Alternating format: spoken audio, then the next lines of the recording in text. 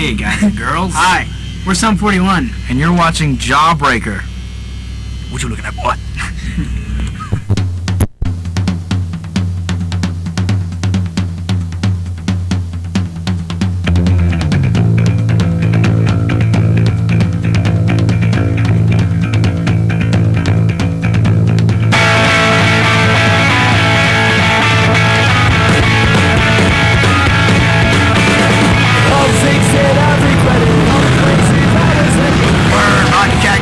Avalanche and Dr. Strange from Warped Sportz Entertainment. Welcome to Jawwbraker, the latest, greatest, brand spanking new video series from Warped Sportz. Rocco, this is going to be unlike anything kids are used to seeing. Totally. We're going to show you highlights on and off the field, behind the scenes, on the scenes. Cool. The thing I'm most excited about, our personality profile section. We're going to show you who's blowing up the amateur and pro scene, and we're going to show you what they're like on and off the field. What else we got for them, Rob? We're also just going to give you some tech tips, tactics. We're going to show you who's blowing up the scene, who's doing what, who's mugging who. And also, what's an action sport without the music that drives it? We're going to take you all over the country, and all you have to do is sit on your sofa, live concerts, music videos, interviews with the hottest bands in alternative music. Jawwbraker's going to be amazing stuff. What do we have in this first episode, Rob? We got highlights, LA Open. We're going to get under the skin, original bad boy Lasoya. Right on, we got footage of that. But first, as you can see, it's live and wired here, Bourbon Street in New Orleans. And that means only one thing when it comes to paintball, the Diablo Mardi Gras Open, presented by Hardcore Sports. Let's see who won, who lost, and who got done nasty.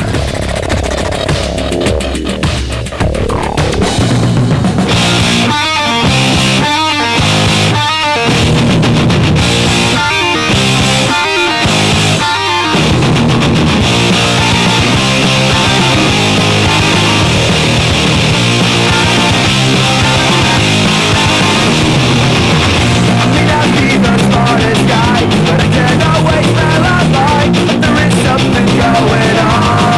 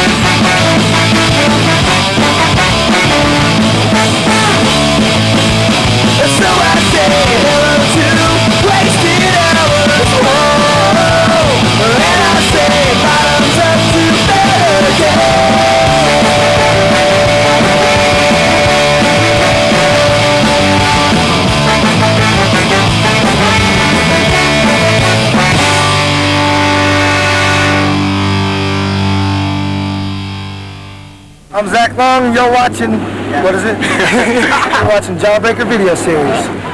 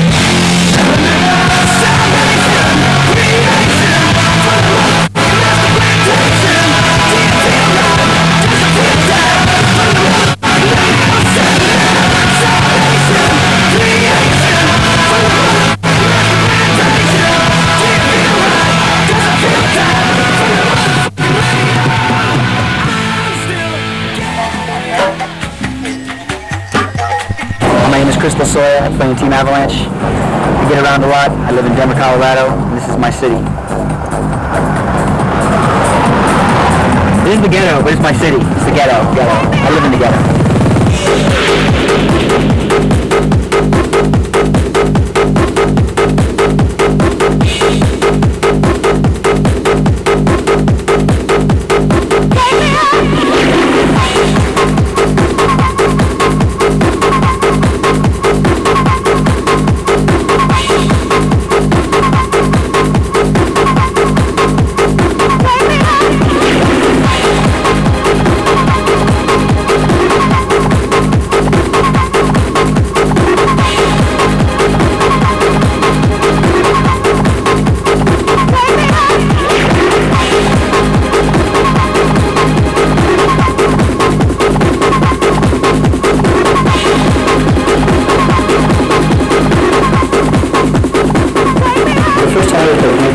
With my dad and his company for a team effort and team building something for his company. This is back in the day when they had nail spots and they were still shooting oil-based paint.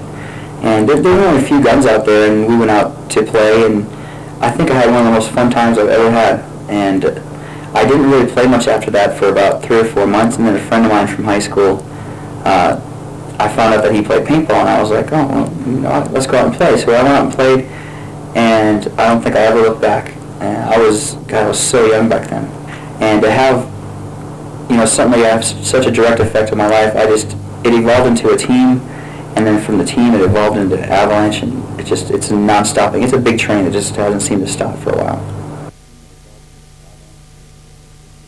Watching Team Avalanche start from nothing and be a nobody amateur team to being one of the top professional teams in the sport just really is very mind-boggling to me. I never imagined in a million years that this team would rise to where it has. Having people look up to the team in the way they do is very rewarding, and it makes me want to play more. It makes me want to be a better player, be nicer to people. Because there's some paintball players out there that, and myself included, that would just blow up in the field, get mad, yell, scream, cuss. And I think being on a team that is so highly looked at really makes me think twice about what I do on the field. I think being such a recognizable team on the field in paintball has changed my personality for the better. I never foresaw paintball getting to this level when I was younger.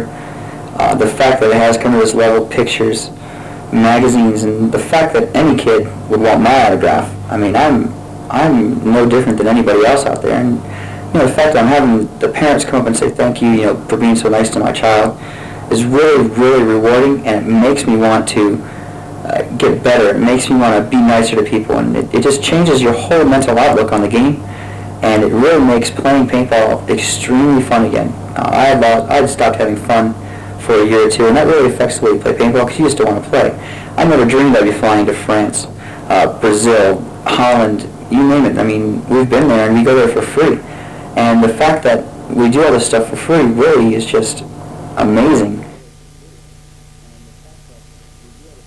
I started playing and getting beat up by Daryl Trent, Clayton, Kyle, Jamie. If you remember Jamie from the Ironman, the Ironman of old, those guys were just phenomenal. I mean, those guys were just the intensity on their field. I wanted their intensity. I wanted the adrenaline rush. I wanted to be out of control, screaming on the field like they were. I mean, they would kill you on the field, and you know what? They were really nice guys off the field. And I looked at them, just how they were, I really looked up to them, and I said, I'm going to be like that someday. Those guys are really cool.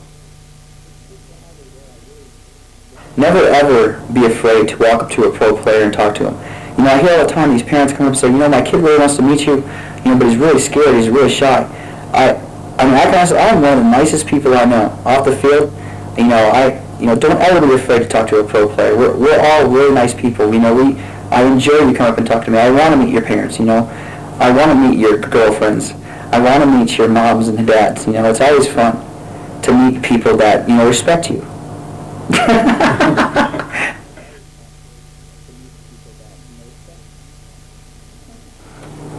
The one thing is for sure before every game, the one thought that is in my head the most is, I've got to pee. And that is guaranteed 100%. That feeling will never go away. It doesn't matter. I get off the field, I don't have to pee anymore. I go back on the field, I gotta pee really, really bad for some reason. And I think that pretty much is universal with everybody. Seeing the whole field is very important, and knowing where people are, knowing where they're going, knowing who they're shooting at, is very, very important. Keeping track of 10 people is pretty hard, but once you get down to numbers, down to like 6 and 5, it's pretty easy to keep track of who's where, who's actually on the field, what they're doing, who they're shooting at, and where you can go to get the eliminations you need to break the game open. 90% of the games I won't even live in, and it really doesn't matter to me. Breaking open the game is what's important. If you know where everybody is, and you can make a mental picture of how you can run through them on the field, knowing your third, fourth, and fifth move, or just making one quick move and doing a zigzag up the field, very, very important to know where you're going to end up, and when you get there, who's going to be there, where they're going to be looking, and who they're going to be shooting at. Players that play my kind of game, the Richie Malczewskis, the Billy Saransky's, we all, regardless if we're an individual on the field or not, we all have game plans to follow. And, if for some reason the game plan doesn't go according to plan, you got to take somebody else's spot, which means then you're no longer an individual. Then you're now that team player and taking their responsibilities. I've been going to parties and been interested in music for about 15 years. I've been involved with raves since around the early 90s. I've attended them. They've always been, you know, a lot of fun to go to. This is back when they were smaller, 200-300 people. Now these days they're in excess of, you know, 5, 6, 10, 15, 25,000 people. I've always wanted to be involved with them on the production part of it. So I decided to get involved with the accounting part of it and be a promoter's investor. So I invested with a lot of the companies around here, helping them to get the rave scene to what it's been today. After a while, some of the events and some of the promoters just kind of lost interest in what they had started it for, and they decided, you know, they weren't going to put the effort into the events that they were going to, which caused them troubles in the long run because kids just stopped coming to their events. And it started almost costing me money because they wouldn't break even, or they would lose money and they were losing my money. So I decided to pull all the money out of investments, and I decided to start my own thing and throw my own events. And being a promoter is much more rewarding than being an investor. You get to actually get out there and interact with the kids, find out what they want, and you know, when you provide what kids really want, and you say you provide this, and you actually give them what you say you're going to provide, the kids are just happy and that they really respect you, and I think that's the most rewarding part, is respect and just seeing the happy smile on the kid's face, no matter what the outcome of the party would be. Every time I throw an event, I age like 5 years, I think. Just the production part of it, when you're doing it by yourself, you got to make sure everything gets done right. It really is, it's a super stressful situation.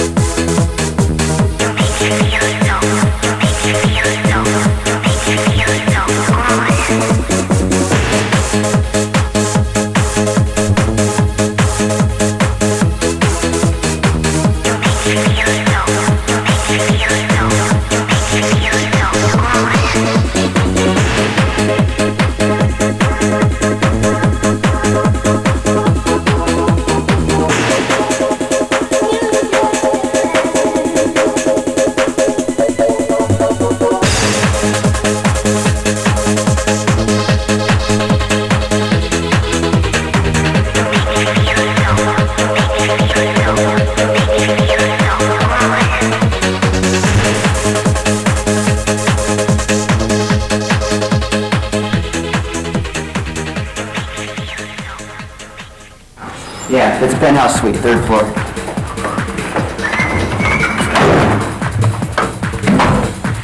This is my cat.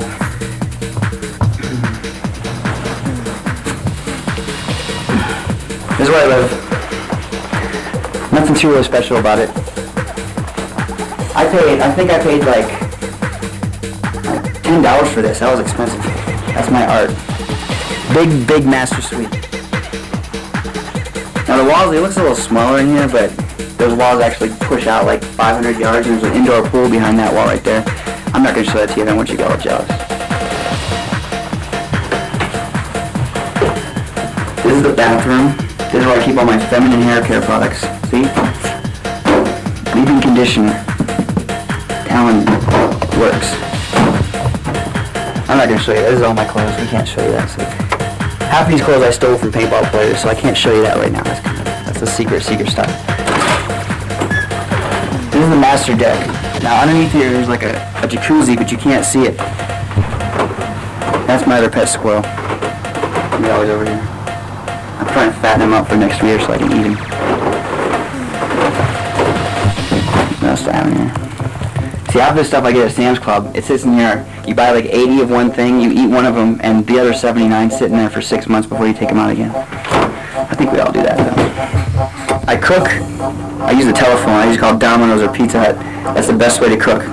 This is my pride and joy. I watch this a lot. This is my baby, because I sit in my butt and I watch TV all the time. So, this is, you don't want to know what that's for. Never mind. So, this is my pad. This is where I live. I hope y'all enjoyed yourself. I'm really hungry, so you gotta get out. Don't touch anything on the way out either. I know you take it. So, have a nice day. Peace, love. Bye. Peace.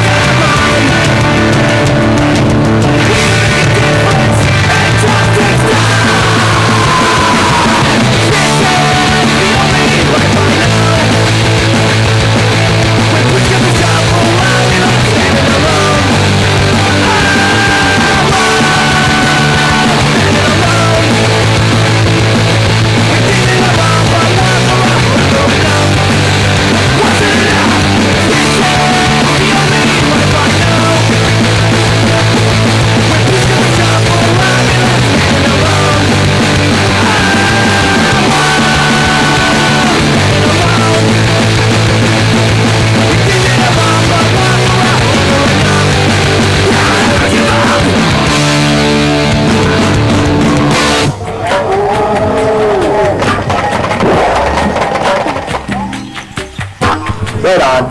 Now it's tech time on Jawwbraker. What we're doing here is we're going to show you the latest and most high-speed products that are on the market. I'm here with Owen from WDP. He's going to give us the skinny on the new marker. Let's check it out. Well, look, it's the Angel IR3. It's the latest gun from WDP. A lot of changes from the last model, the LCD. First of all, the gun looks differently. Physically different. It's shorter. It's lighter. It's considerably faster than any gun that we've ever done before. Any other gun that's out there, basically. The IR3 gets its name because it's first of all it's the third Angel that we've made, and the IR stands for infrared. It's got an infrared capability. Now, is this the cops thing that I've been hearing about? When I hear the word cops, I get a little nervous. Is that the new crystal eye on the IR3? Actually, no. It's there's no flashing lights with the cops that we've got on the gun. What it is, COP stands for a crystal-operated pain sensor. You probably have seen other guns with kind of an anti-chop system. It's normally an optical eye. We've designed an anti-pinch system which doesn't use an eye. It hasn't got any external components. There's no actual optical sensors. It'll shoot in any kind of weather conditions. It'll shoot any coloured paintball. It's not affected by sunlight. It's not affected by debris. Think of it as a pressure pad.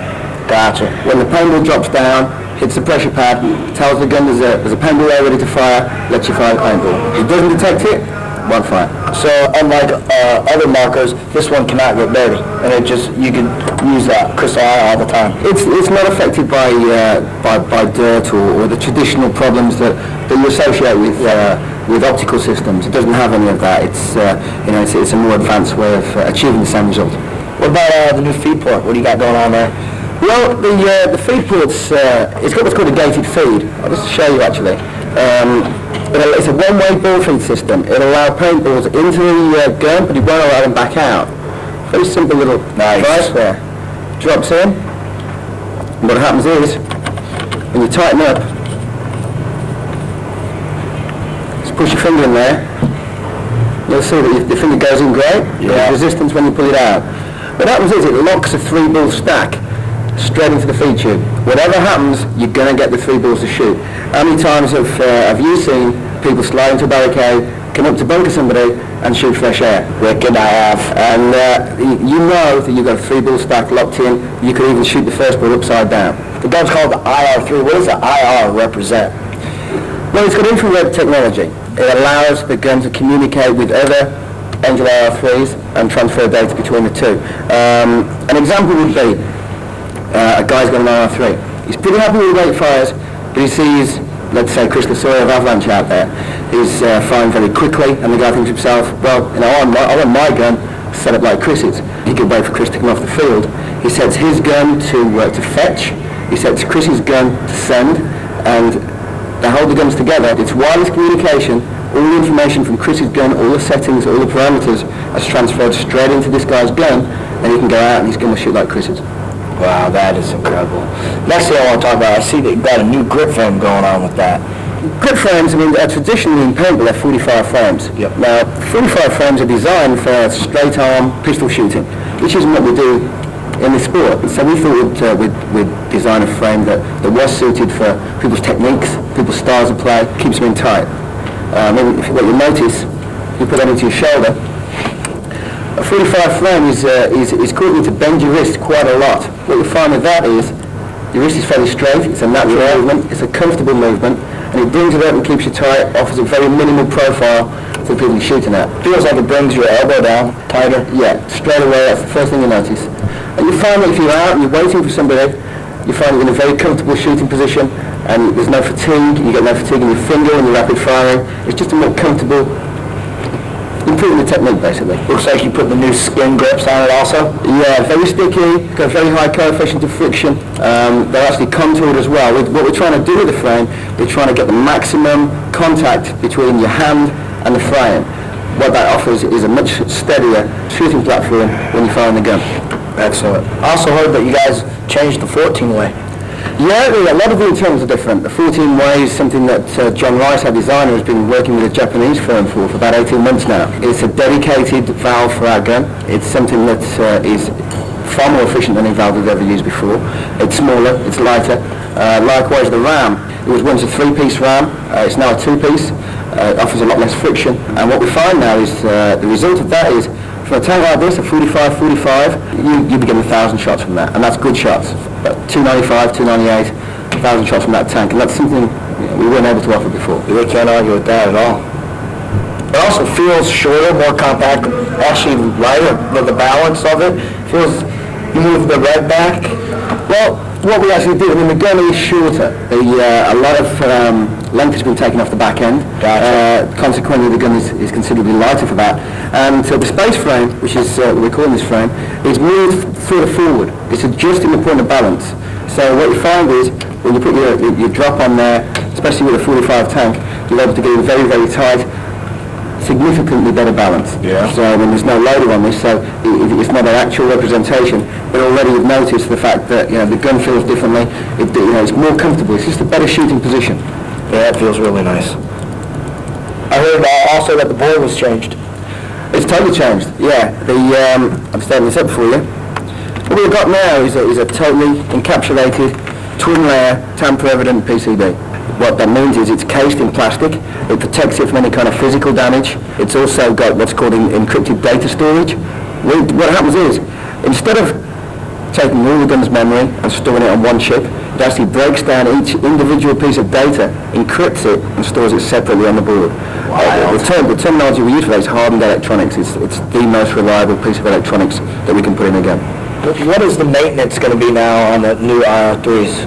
Well, we made it easy for you. The gun is equipped with what's called an onboard maintenance advice system. It will tell you when to oil it. You'll get a text message come across the screen. It'll tell you when to check for bolt wear. It'll tell you when to change the exhaust valve. You don't have to think about it. Just read the messages the gun sends you, do what the gun tells you, and it'll take care of itself. Wow, that's wicked. What else? What about the trigger? I see the trigger has 3 pivot points on it. What's that all about? Basically, each of these pivot points in the trigger here offers a totally different firing dynamic. The foremost point is what you'll be used to with firing an LCD. The rearmost point is actually allowing you to tap down on the trigger and achieve a much faster rate of fire. Now, I don't care who you are, with that pivot point there, with this trigger and this frame, this gun will add maybe 4 or 5 balls per second to your game. I'll do it. So when are you going to hook a brother up and give me one of those babies? You know, get one anytime you're ready. Awesome. Awesome. This gun is definitely high speed. Don't forget to slow down on the gun on. We're going to go to LA, show you some highlights over there. But first, we're going to Denver for the rock show. Thanks, Rocco. Dr. Strange here on a cold January night in Denver, Colorado, the Ogden Theater on Colfax Street, bringing you to the rock show from the comfort of your living room. Sub 41, Unwritten Law, and God. We're going to go inside, check out some tunes, meet the bands, see what's going on. Follow me. Let's go.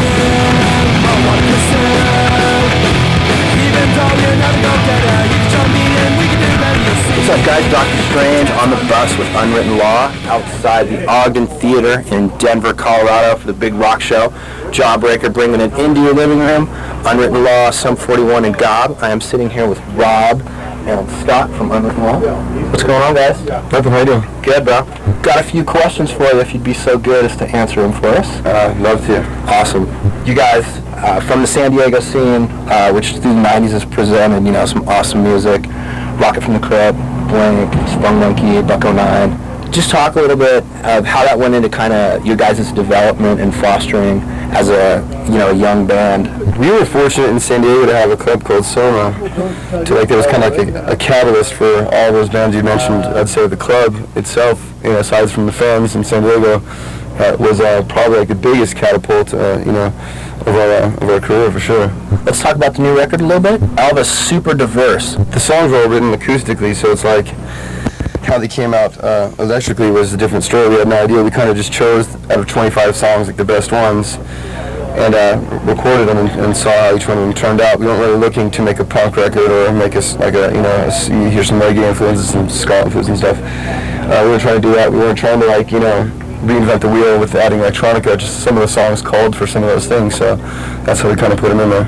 Yeah, we definitely want to oppose to trying anything that would make the song sound better, studio-wise. So. Cool. You guys did some dates in Australia recently, is that right? This new album, Alva, actually was released in Australia first on November 12th. So we had a chance to go down and support the release of that record. Very well. How are the kids reacting to you guys playing the new stuff live down there anyways? It's huge. Yeah, Australia's always been good to us, so it's like they might be biased, you know. So, what do you guys have left in terms of touring? Where can kids come see you guys? You can see us everywhere. We'll be doing laps. So we'll be at a town near you, a town near you, a town near you, everywhere. So Let's roll some cigarettes and catch up on the back porch, fire up another road and we don't need a rest. It's just a test. And as the world spins, we're watching with a grin and looking at the day it begins. Well, now it's on again. It's on again. Yeah, yeah. And we're alright. We're up all night to see the sun come up. We'll get it well just one more time. No reason why to see the sun come up. Yeah, we're alright. Yeah, we're alright. Yeah, we're alright. I'm alright. Yeah, we're alright. Yeah, we're alright. To see the sun come up.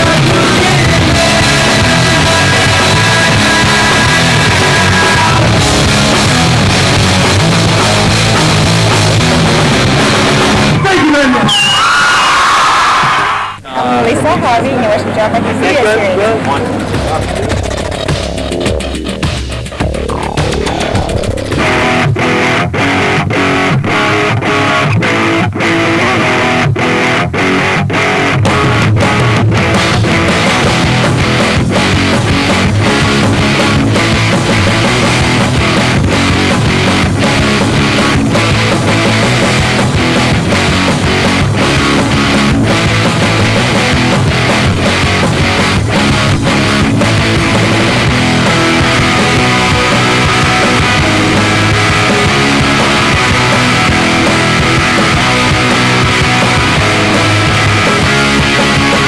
Roll the dice, see what you get. I'm on some bet. You close your eyes. Let's see which side of you shows up today. I hope it's not a new one. Here's my heart, trying to take it. I don't need it anymore. I learned to live without it. I don't need it anymore. You're not to feel and not to see. You're like the shadow passing me. I don't even notice you. So place your bets, let's see who wins. My patience is wearing thin. I'm betting on a loser. Here's my heart, trying to take it. I don't need it anymore. I learned to live without it. I don't need it anymore. Yeah.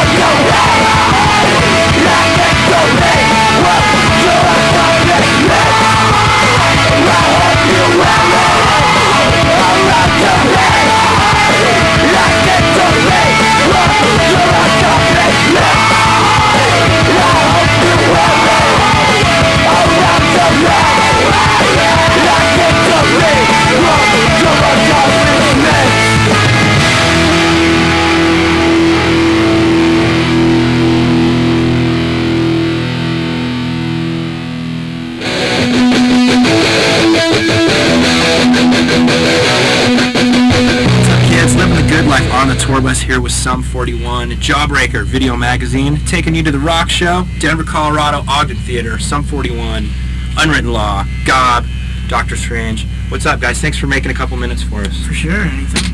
Cool, man. 2001, pretty good year for the pretty good year for the guys in Sum though, man. You take a little time to reflect on how it's gone for you? Yeah, it's been a great year. Although our album hasn't even been out for a year, it's only been like 8 months. But it seems like a long time. And a lot's happened in the past while, I guess. I don't know. I think it just seems it's been out for so long because it's only half an hour long. I mean, kids were asking me like the day the album was released when we were gonna do the new one. Yeah. Well, you know, Fisheye lens. Yeah, dude. Is this making me look fat, kids? Do I look fat? How'd you guys get the break to kind of go from Canada into the States?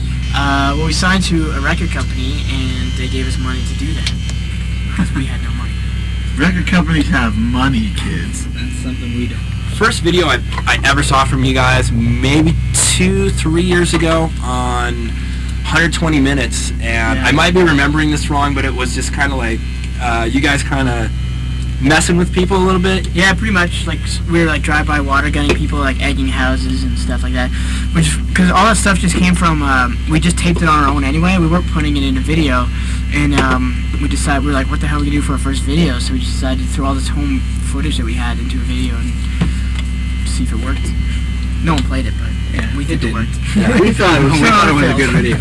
As long as you guys our favorite video ever. You guys have just recently done a video for Motivation off the new record. You guys want to talk about that shoot a little bit? What went into that video? Sure, that video was like, we wanted to make a video that was like totally different than anything we've ever done, because all our videos have been like kind of big ideas and all this kind of stuff, and like a lot of people in it. So we decided to just have no idea, no people in it, just us and just us in a room, really, just do something different. Alright, man, so what are your guys' plans for late spring and early summer 2002? Summer we start recording the next record, and then at the end of the summer, like August, we're going to start playing again. But for the first bit, we're just going to start recording our next record. Hopefully it'll be out October. Well, right on, Dr. Strange, I want to thank Dave, Thanks, dude. Derek, and Steve. Sum 41, we are outside the Ogden Theater in Denver. We're going to go inside and check out the show right now. You're watching Jawwbraker Video Magazine. Every spring, we go down to Southern California, start the pro circuit. We're going to go to SC Village out in Corona to give you a skinny on what's going down. Check it out.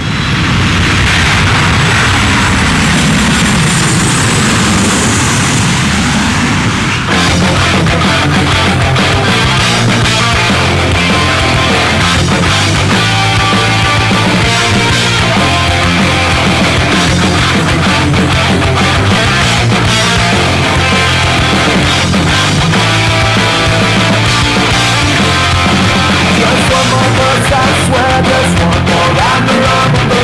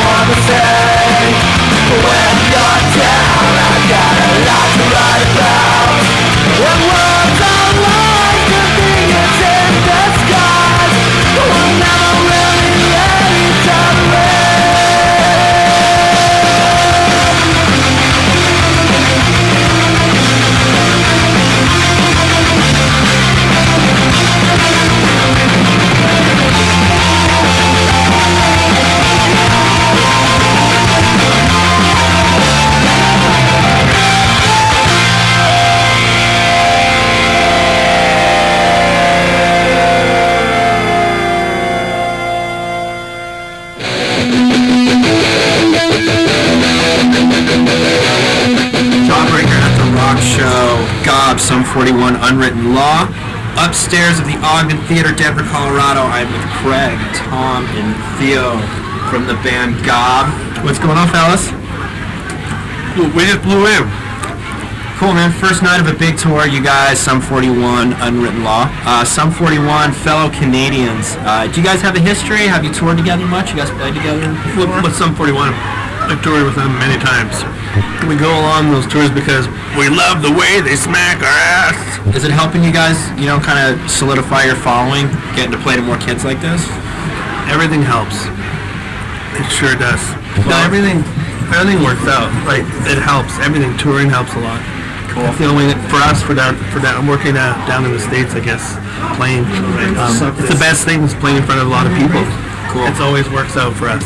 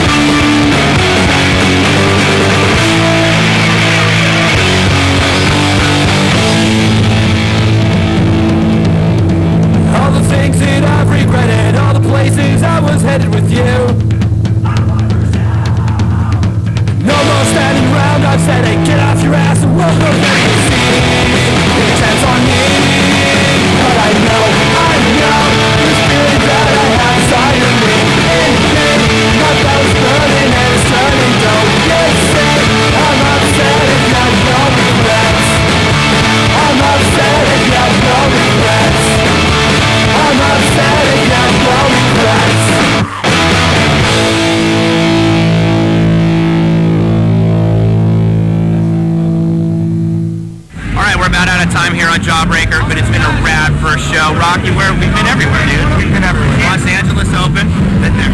Mardi Gras, we're here. Personality profiles, we've hung out with Lasoya. Awesome. Dude, tech tip, IR3. How rad is that? Fastest gun out there. You gotta get yourself one. Dude, last but not least, the Rock Show, Gob, Unwritten Law, Sum 41. Crazy huge. Rocking the Rockies, Denver, Colorado. Rocking like nothing other. All right.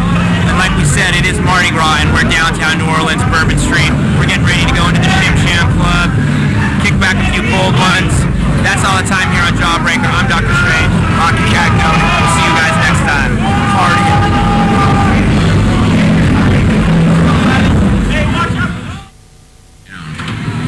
We can also get calcium. I think you need tape that. You videotape that right now. Here, I'll do it. Give me, I gotta get it.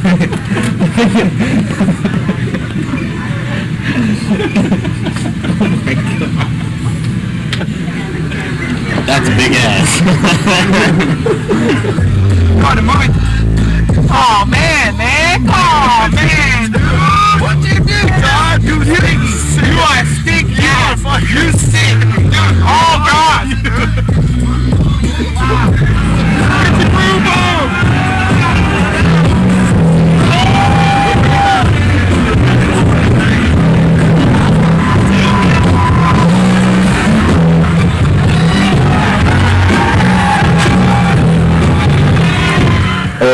shaves his whole body.